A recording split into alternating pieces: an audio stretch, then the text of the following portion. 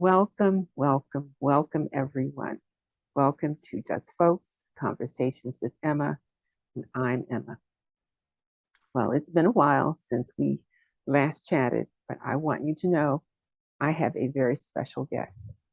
In our country, we have the ability and the privilege of, of people whose hearts are so good and so wide and so deep that they are willing to stand in the gap for the rest of us. We have a volunteer military. In some countries, you get conscripted, you get drafted, you don't have a choice. But that's not the case in the United States. In the USA, people can make that decision on their own accord. And so the young lady who's going to be speaking to you today, who's going to share her story, is one such volunteer. Her name is Monique Kelly. And I am very pleased and honored to be able to introduce Monique to you. She has an interesting story. She is one of those defenders of our country, of our lifestyle, of all of us. And we know the country's not perfect, but without people like Monique, it would really be a very different kind of place. And so without further ado, I want to introduce you to Monique. How are you, Monique? Good evening, Alma.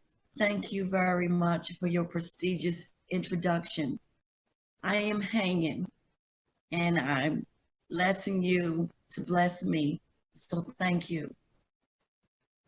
It was absolutely my pleasure. As I was saying in the introduction, you have a very beautiful, interesting, and challenging story to share. And before you actually get into the story itself, can you just familiarize our audience with who you are and a little bit about your background and your history? Thank you, Emma. My name is Monique Kelly. I'm a veteran who served my country. First of all, I was born in Newport News, Virginia. And I have family that's in Newport News, Hampton, South Carolina, North Carolina. And when my father deceased in 2020 in February, he left behind my aunt, who's currently in Louisiana, New Orleans. She's still a resident there, and she resides there with friends and family. A little bit about me: I graduated from Warwick High School. And that's in Virginia, in Norfolk? Yes, that is in Newport News. Oh, Newport News. I'm sorry. Newport News, yes. Yes. I was a team member. I was a board member, and I participated in karate, and I was in majorette, and I ran track, and how I love sports.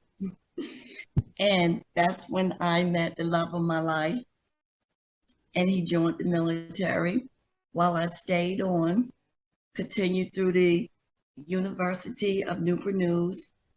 It's known as Newport News College, now University. And I participated through the Wilm and Mary. And that Wilm and Mary is the university, which is a recruitment officer training course that I've taken while my husband was in the military himself. I born 2 beautiful daughters and a handsome son. And they travel afar with me later on, which we will present today.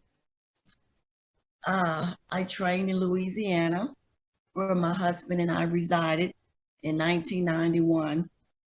I worked for the Joint Readiness Training Center on Fort Polk, whereas I decided to join the military after my husband left his services and served in the United States Army.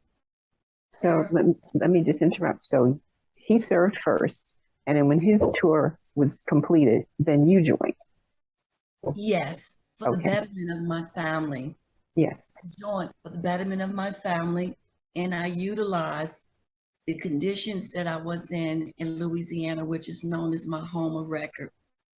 In 1995, where I trained and joined the military at the age of 29. Okay, and you had prepared for that. So there are a number of ways or levels a person can enter. And because of your preparation, you entered as a enlisted, what level? Is that an E3? Yes, because prior to my marriage and after my marriage, I attended college and I joined the Army ROTC, whereas I had college as well. And the military ROTC allow for a civilian to join the military in advance in such a particular way. I advanced as an E3 because of my college and because of the recruitment that I served at the cadet command at the University of William and Mary. So that really helped me just take my career because the military is intriguing and they love the elite people because that's where I had all my training. Okay, so you were well prepared, you were well motivated, and you had the desire to be an excellent uh, member of the military. And so it appears to me you were very hardworking. You've done the time in terms of studying, and you had really prepared yourself. So you had a number of responsibilities once you were officially in place as an E3. Can you describe some of your experiences and in terms of your responsibilities, the locations that you traveled and worked and were sent to? Yes, my first duty station, as a matter of fact, I joined the military as a human resource specialist, HRS, which is human resource specialist, and it entails of a 42 Alpha.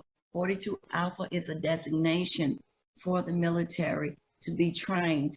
I trained as a human resource specialist so that I could participate in all of their administrative actions. My duties entail of I was having promotions, I handle promotions, all personnel actions, awards, leave and earnings. Leave and earnings is the earnings that the military receive when they get into the military. I did financial transaction, financial inquiries, and that means if a military personnel had an issue with their pay, I was the person to go to. Also, I did congressionals, line of duties. I was involved in the Commander's Emergency Response Program. I was involved of teaching, mentoring, coaching. I was a manager, and I also trained. The military had allowed me to become the best person that I could. Integrity. I So, demonstrated potentials for a stellar performer. I took all of my training in the field environments, outside the field environments. We trained. I trained for readiness programs to deter war.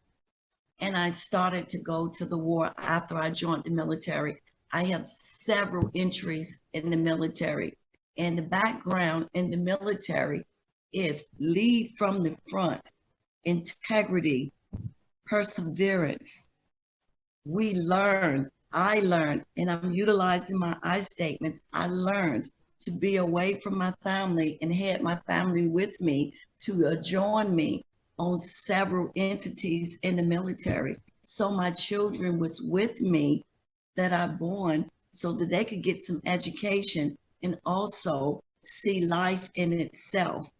so And when you travel, you were traveling. Sometimes you had the children, and sometimes um, you did not. But they were being exposed not to what you were going through, but they were being exposed to different environments.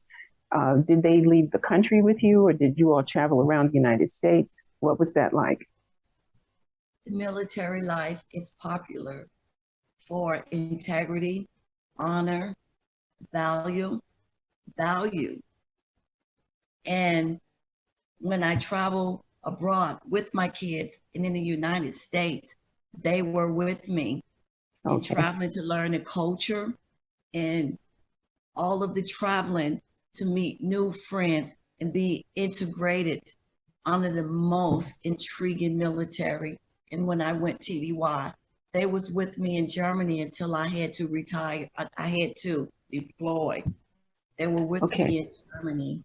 So your whole family, in a way, was serving in the military. You served, and in a sense, your children, because they were with you. Yes, I was Okay. married at the moment, and my husband took on the responsibilities while I joined the military. Okay. He took the children in the care of my absence until I became, when I went overseas, and they allowed my husband and my children to come with me. Unfortunately, my husband could not come with me because we was already separated at the time. But my Hmm. children had a wonderful time until I started deploying. And my children had to be sent back home, in Louisiana. They had to be sent back home to Virginia in the care of my family in the absence. And as I ventured and traveled, I started having grave injuries. And Okay. And we're going to talk about that, but before we get into it, what I want to establish for the audience is that from all the things you have described, it is clear to me that the military really takes care of the personnel who are supporting the soldiers. And that is why your training was so extensive. You were in human resources, and so you needed to be at uh, your top level of performance in order to provide the services that the other soldiers would need. Okay, so that's why you had so many courses and that you took so much training, and you did well with that. yes, I was a stellar performer. I Okay, was a top-notch soldier, and I was recognized for all of my abilities to perform my duty and help soldiers. okay. And the most important thing in the military is training, Mm-hmm. abundantly amount of training, and the value that we have. And when I started deploying, actions must happen, such as personnel actions. Soldiers must have their awards. They must be promoted, and we must deter war. And once we deter war, all the grave injuries happened to me as I was deterring war away from my family on birthdays, Mother's Day, Father's Day, birthdays, anniversaries. And I started my training in school. And that's something that I really love about the military is the training opportunities, the schooling, advancements. And it takes a stellar performer in the military recognize it to allow myself and very much of the military community to work together with the outside community. So once I'm in the military and I get out of the military, I had gained education, the post 9/11, the tuition assistance. The military made sure that I was a stellar performer, and they also made sure that I was trained for the economy because they work on the economy so that when I got out of the military, despite my grave illnesses, that I would be able to perform an immaculate job as well. And that's what I did. And I would Mm-hmm. like to really tell my story because I encountered an abundant amount of mischief and adversaries. And I would like to get it out to the public and ask for the public in their support. And And that's I, and that is why you're doing this interview now, so you can tell your story. And you went to a number of places. Can you just tell us a list of the locations where you served? yes, I want to begin my first duty station after my training in basic training in advanced individual training.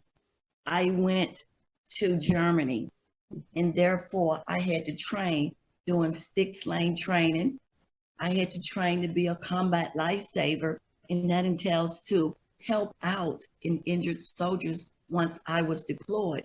So that's medical training in addition to the work that you were doing that was clerical and in relationship to the services piece of it. So you Yes, actually, okay, you had some medical training. Okay. yes, All in right. the Where military. did you go after Germany? After Germany? After Germany, I was stationed stateside, but I went to Germany twice in my career. Uh-huh. Actually, I've been to Germany 4 years, 10 months, and 1 day to the tier war. It was Bosnia, roadside bombs, and landmines. I trained at 6 lane training for that. Then I ventured off to Kosovo, whereas I had the burn pits on both of my grave injuries because that's how I got sick in the line of duty. After Bosnia, I toured Kosovo for 6 months. Before the 6 months, I became grave illness and I had a lot of quarters. What I mean by quarters is the military take care of you when you're sick. And they placed me on quarters. I got an opportunity to meet a nice person to take me to see the inspector general because I had some things happening, such as sexual harassment in my field. And once I did that while I was in Kosovo, I had grave injuries plus the burn pit, and I had to medevac. Medevac means that I was no longer fit for duty, and I had to return to Germany. And when I returned to Germany, I was hospitalized for grave injuries. After I was hospitalized, I reunited with my family. I had to send my family back. And 6 months later, I did another tour to OEF, and that is I traveled to Germany abroad again to fight another war. And OIF is Operation Endure Freedom. And then OEF was Operation Endure Training, where we had to train again. And what countries did that involve? The countries involved was Fallujah, Anaconda, the Green Zone, Fallujah, Bayak. I traveled abroad, and when I was in Fallujah, I had so many mortar attacks, so many improvised devices, and I became septic also in Kosovo, Bosnia, and Iraq because the water sources that I had to wash up in the water sources. I had to dig trenches. I had to burn feces under the burn pits, not only me, but other soldiers. And we also have sanitation. And as a combat veteran, I had to perform duties when we became, and when I was attacked. I had to ride in long convoys for an hour and 15 minutes under heavy mortar attacks. And I had to provide medical, as in treating the veterans who were injured, and I was injured as well under very much explosives coming out of the chow hall. We call it the chow hall, the dining facility. Mm-hmm. Each combat that we had during the course of running, our running means missions, doing missions to serve my human resources. I was attacked under sniper attack. I was attacked in every form. I was provided 6 degrees, 7, 12 o'clock with weapons, being exposed, and also as the commander's emergency response program, infrastructures to rebuild the community.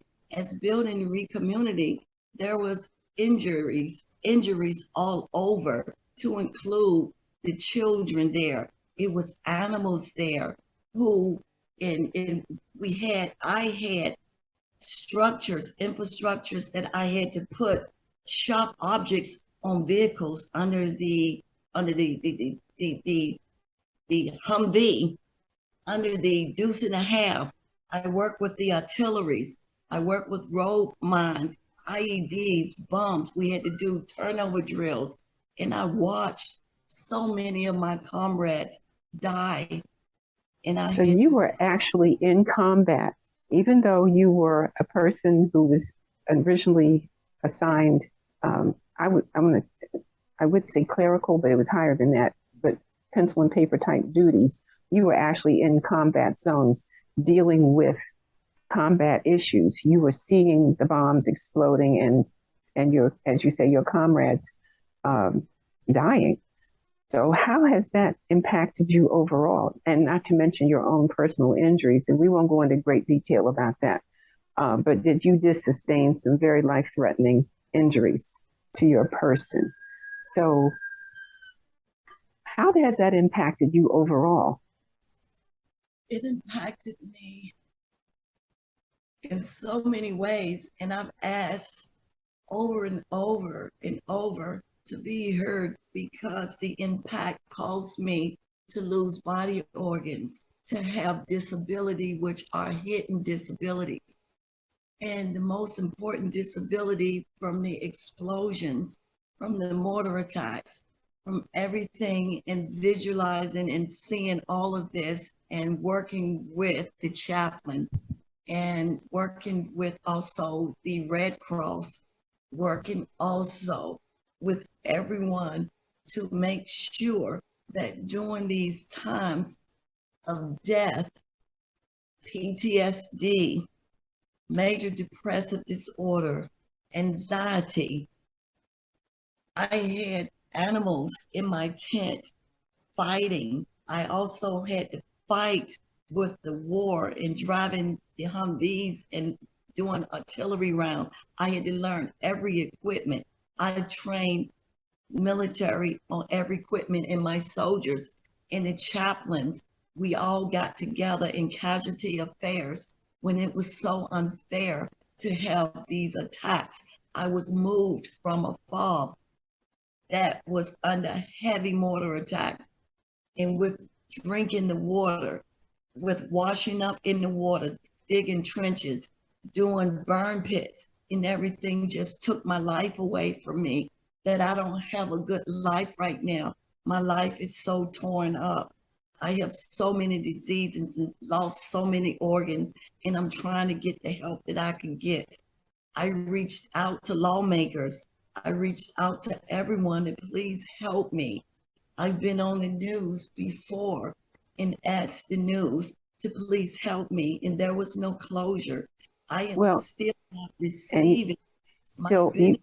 I can see that you're still having issues and that is impacting you even on an emotional level. And I want to thank you, and I really want you to understand this. I know how hard this is for you, and the fact that you are able to revisit those experiences and still you are able to maintain a sense of calm. It's remarkable, and I want to acknowledge you for your courage in coming forth with this story and telling it in a way that people can understand. There are a lot of technical details that we'd probably have to do like a lesson to teach folks about how the military fully operates. But the bottom line, as I understand it, is that you are engaged in trying to live your life fully like a productive citizen after you have already served your country and given everything except your actual life, because you are still with us, and I'm grateful that you are still here. So, um, as the audience watches this and people think about how to support you, what specifically can we do to support you? I want to say, first of all, that the military has taught me to lean from the front. The military has instilled discipline in me, along with my family members also who has instilled discipline. The military, I have such a good time in the military, so many good leaders in the military. But what the public can do for me is I ask, and I have been asking for my value, my blood, sweat, and tears. I served, I wore the boots, and I am so injured. In all these injuries that I have, I reached out again to lawmakers. So perhaps the audience can help me to reach out and say, wait a minute, this person that's coming and revealing everything, because tomorrow is not promised to me. And I am sick, and I'm reaching out to the audience that they can help me to get my benefits that's owed me, because I've applied, I've applied and I was denied. And most importantly, I was denied with my medical records. Everything showed that I was a disabled veteran. And most importantly, I have hidden disabilities such as PTSD, major depressive disorder, anxiety.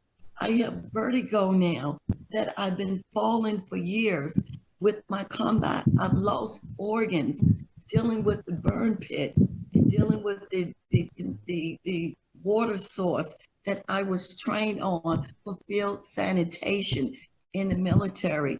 And they Mhm. lead me from the front and helped me deter war and went to war and away from my family. And now my family members have to get used to me being disabled when I'm Okay. out. Have you had contact with the Veterans Administration, with the VA? Yes, I went to the VA and the VA had a copy, many copies of my medical records and Mhm. had detailed description of what happened to me, but they still constantly avoiding my disabilities that I hidden and the surgeries that I had that I've lost organs and was treated in the military. It is documented, it is known, and I prepared that for them over and over. And the most important thing, I knew I was grave ill and working for the federal government and with the military recognizes that I paid my military post 56 buyback. Okay, let's stop right there. Okay, when you left the military, you had the opportunity to go to work um, through a special program set up for veterans, and you were picked up by Social Security Administration. Is that correct?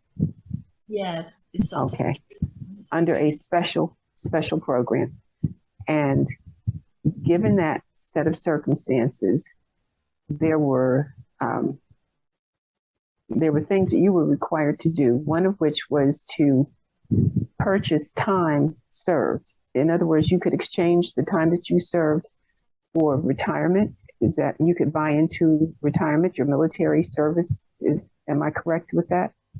Yes, the policy is that if you had an involuntary separation, meaning that I was ill and I could no longer perform my duty, and as not being able to travel again abroad with my children, I could no longer service my country. So the military said that I could not, because of my children, I could not serve my country when I was ill.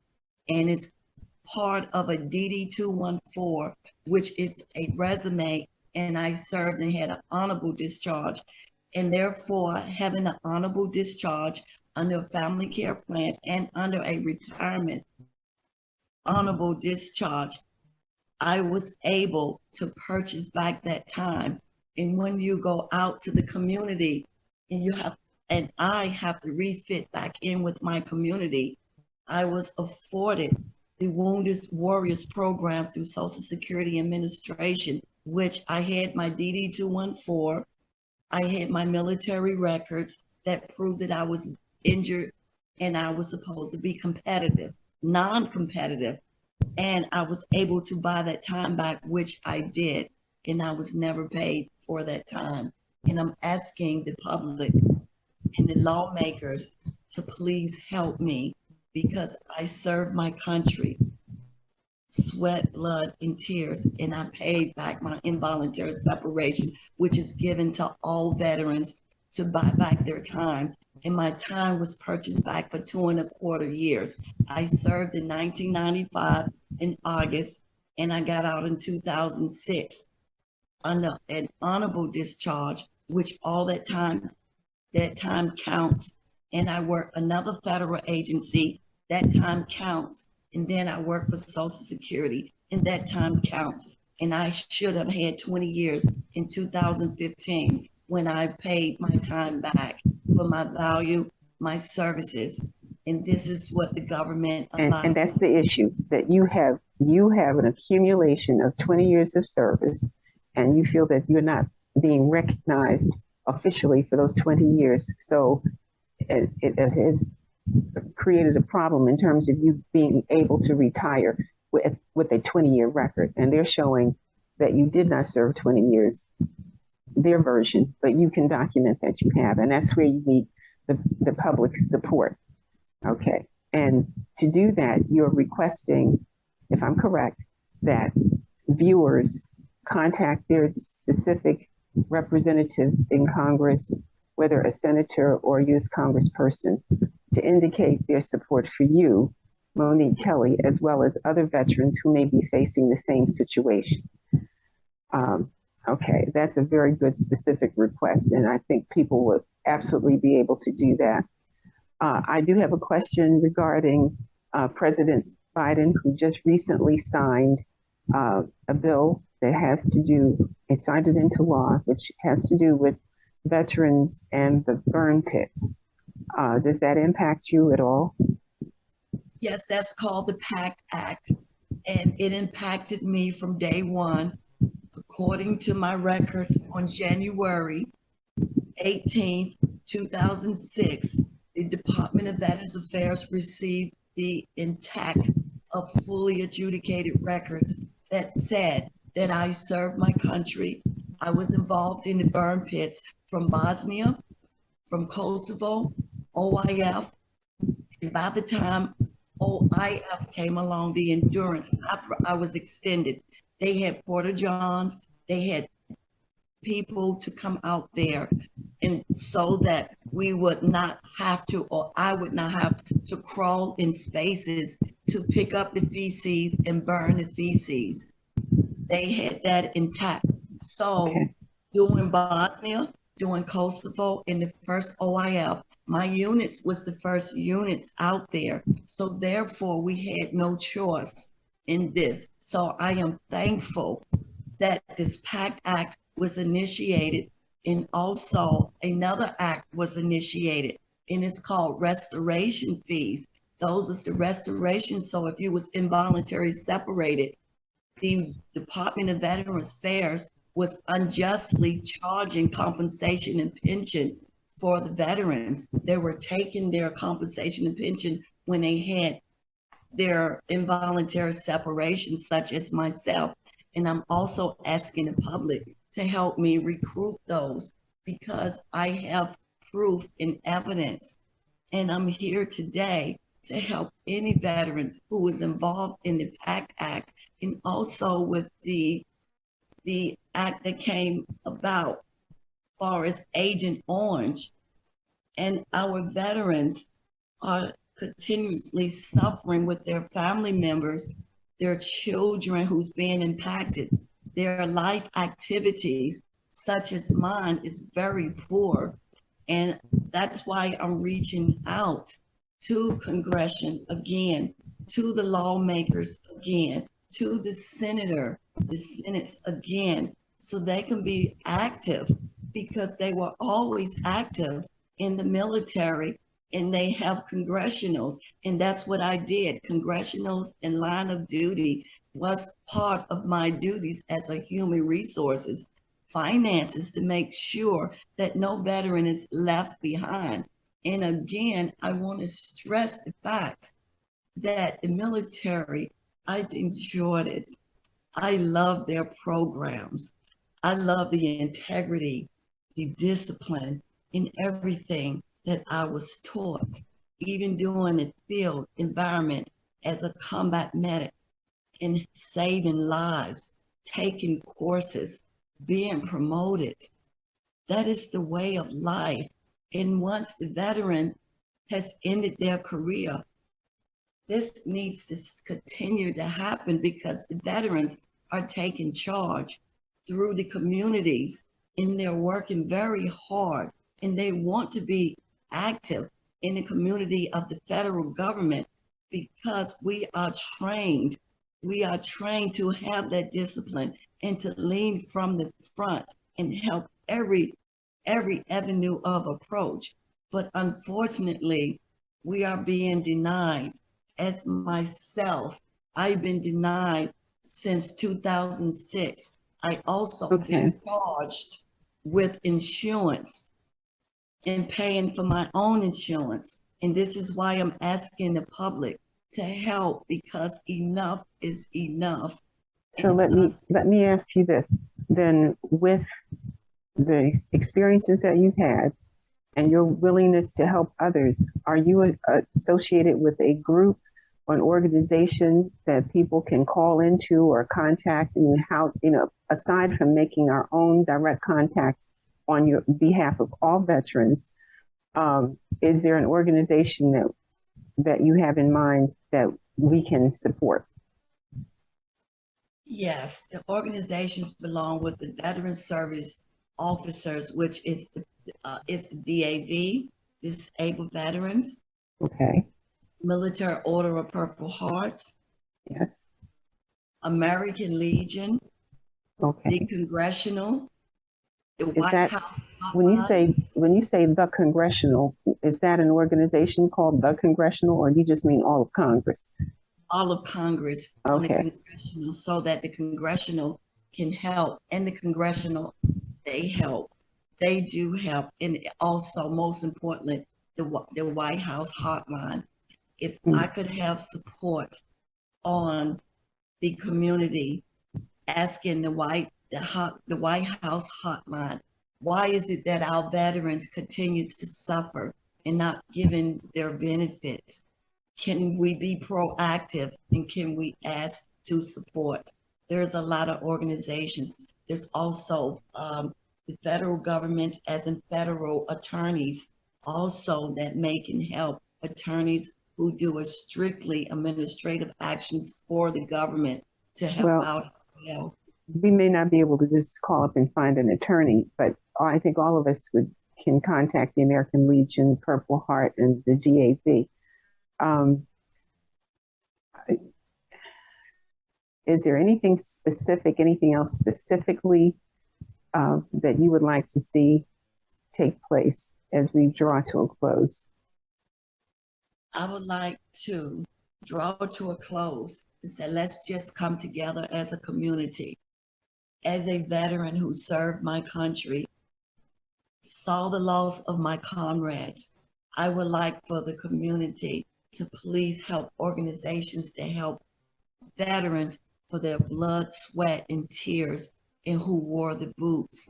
And also, again, help the Department of Veterans Affairs, help the regional offices conduct a good review and help the veterans so that they could live a prosperous life, so that their family, their children, their grandparents, and everybody can have a longevity of a veteran who is disabled, and help also recognize the hidden disability. I understand the recognition of disability that is outward seen, but most of our veterans, to include myself, you cannot see the hidden disabilities, all the appointments that I have to go through, all the surgeries that I have to have during the year, all the doctors that's helping me. And that is one thing that I appreciate, is that they can also, the community can reach out to the community and services to help the veterans get better insurance, so that the veteran do not have to pay for insurance. When a veteran is 100% or 50% or more, the veteran should be taken care of. And most of the veterans, like myself, I have to continue to pay countless bills, countless medical So bills. let's clarify. When you say 50% or 100%, you're talking about the level of disability. So if you're 50% disabled or 100% disabled, you're saying that there should be more support in terms of insurances so that you all do not have to take on those expenses yourself. The insurance is provided by the government through whatever programs should supplement or take care of that for you, because you've already paid a very high price with your life experiences by serving in the military. Well, I agree with you. You've done a tremendous service, and I don't think most of us understand what the sacrifice is like, because just a very tiny part of the population, of the American population, actually volunteers. But those of you who do are carrying a huge weight. You carry the safety and the livelihoods of millions of other people who will never get to meet. But I thank you from my heart, from all of our hearts, for the service that you have provided. And I feel that it is absolutely a situation that can be made better with the consciousness of everyone being raised. And so that's what you're doing here. You are raising the consciousness of all of us to understand, whether we have the words for it or not, the extent of your sacrifice. And you're still standing, you're still here, and you're here for a reason. So thank you so very much, Monique Kelly, for your service and your heart and all that you have done, as well as your family that has made sacrifices right along with you. And so I think at this time we have pretty much presented your case. I'm going to invite you to come back in the future to update us on the progress that's being made. And I thank you. I want you to picture that waterfall we talked about, with that pool, that cool, calm pool at the end of the waterfall, where all of us can dive in and appreciate the gift that you have made in sharing your story. Because there's much, much more you could say, but you said enough. And I thank you. I thank you from my heart. Thank you so much. And I want to take this opportunity to thank you for my story. And I am praying to God that the supporters out there are listening. And I hope they listen. And I just want them to listen and just know what I've been through. And I'm not the only one. There's other stories out there. And I want to make a recognition. If it wasn't for my professor when I was studying for my second master's degree and taking me to the hospital. As a matter of fact, he took me to the Department of Veterans Affairs, whereas I had my kidney and a lot of rupturing going on. And he made a difference and saved my life. So I would like to thank him. And I would like to thank you too for allowing me to share this story. And I just want a new beginning in my life. And I want to enjoy life for the activities. My life is so poor right now. But I desire, and I know that waterfall. And I know God, my Savior. I know He is so good, because if it wasn't for God, I should have been dead in the concourse, and I should have been dead, and I should have been dead in July when I had another incident that happened. So thank you so very much. Well, like I said, you are here for a reason. You are here for a reason. And it's a divine reason. And it all is in divine order. Have faith. And thank you, thank you, thank you. I look forward to seeing you soon. And thank you so much too. And I look forward to seeing you soon too. Bye-bye. Bye-bye.